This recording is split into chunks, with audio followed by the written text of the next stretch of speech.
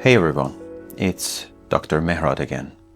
Welcome to part 2 of our deep dive into why we binge it.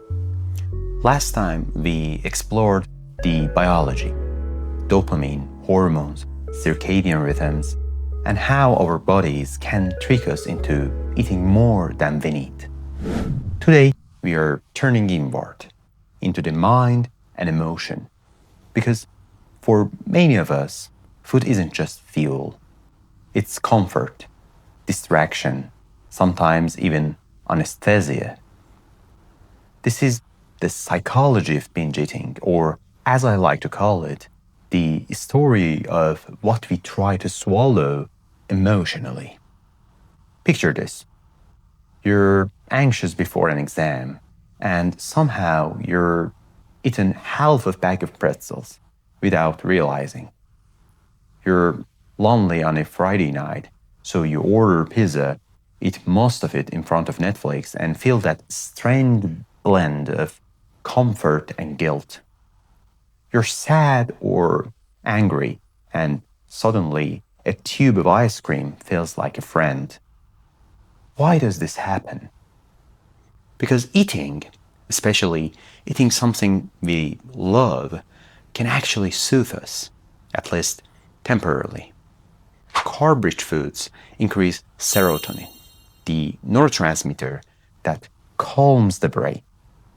The act of chewing, tasting, swallowing, it grounds us, distracts us, muffles the noise inside. As one of my friends half-jokingly says, chocolate is my therapist. In a way, emotional eating works like a band-aid.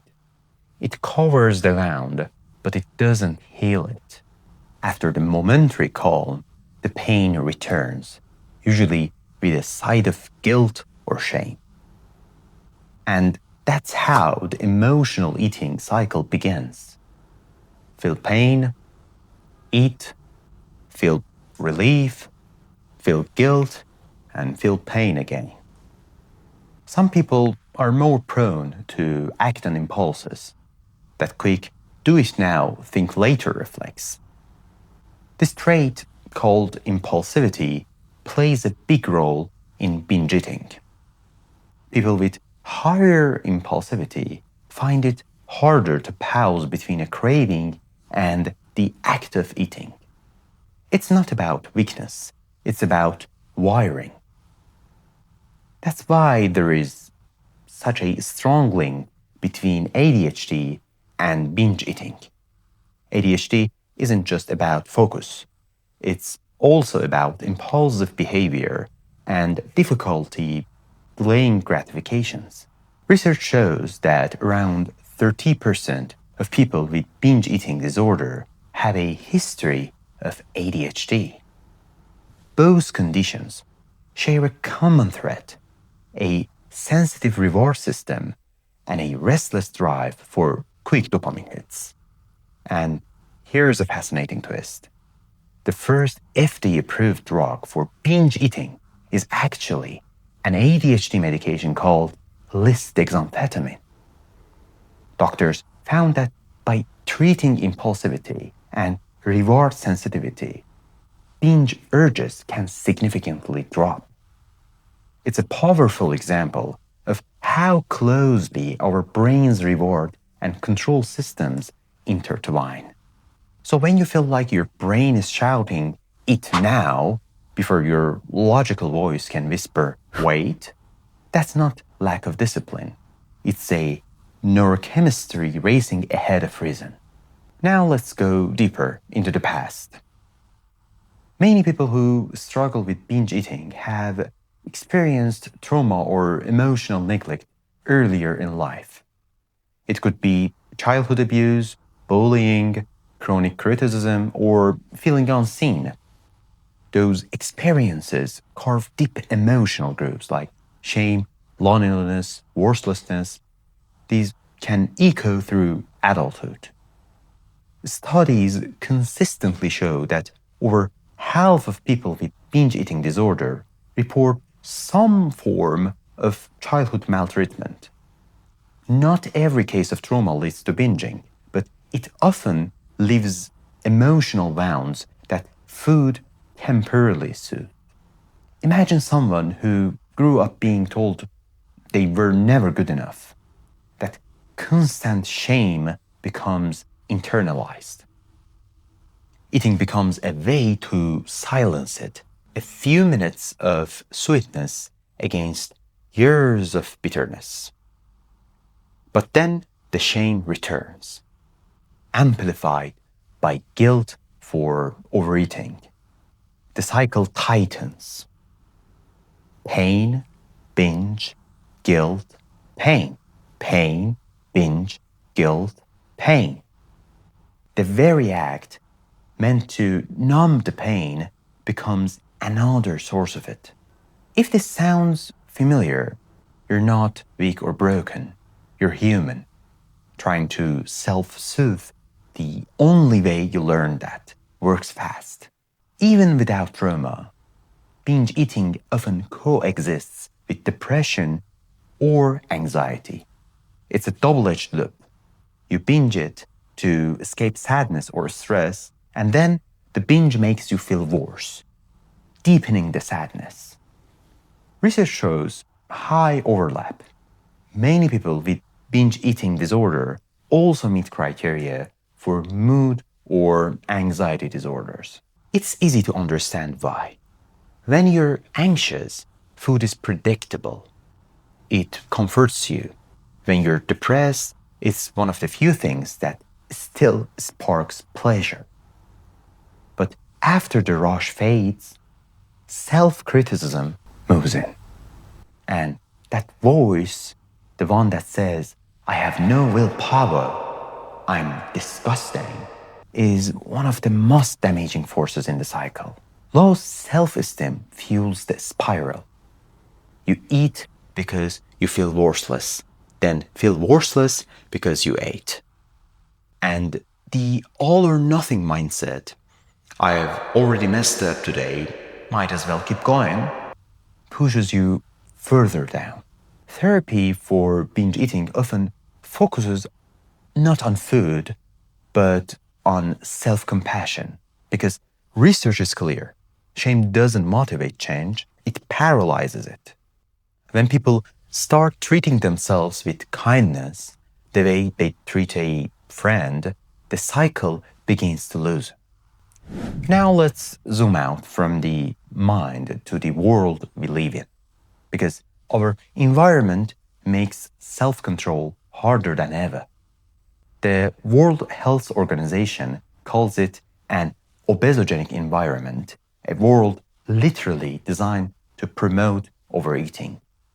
Everywhere we turn, there's food, cheap, colorful, hyper-available. Billboards, flashing burgers, cafes with pastries the size of your head, ads whispering you deserve it. We're not just surrounded by temptation. We're immersed in it. Our modern diet is dominated by ultra-processed foods, things like chips, cookies, sodas, and frozen meals. They are engineered for bliss. They hit the exact sweet spot, the bliss point, where sugar, fat, and salt combine to light up our dopamine reward centers. In a controlled study, participants given unlimited access to ultra-processed foods ate about 500 extra calories per day, not because they were hungry, but because those foods didn't trigger fullness signals properly. So when we talk about willpower, remember, we're up against food designed by labs to override it. Since the 1970s, average portion sizes have ballooned. A muffin that used to be a light breakfast is now the size of a softball. Soda bottles doubled, plates grew wider, and restaurants started normalizing mountain-sized meals. And here's the thing. Humans are terrible at ignoring what's in front of them. We tend to finish what we're served. So when portions grow, so do our waistlines. Quietly, automatically, and almost invisibly. Raise your hand if you've ever eaten an entire snack while scrolling your phone and thought, wait, where did it all go? When we eat distracted, our brain doesn't fully register the meal. Satiety signals take about 20 minutes to catch up, but if you're focused on Netflix or Instagram, we blow past them.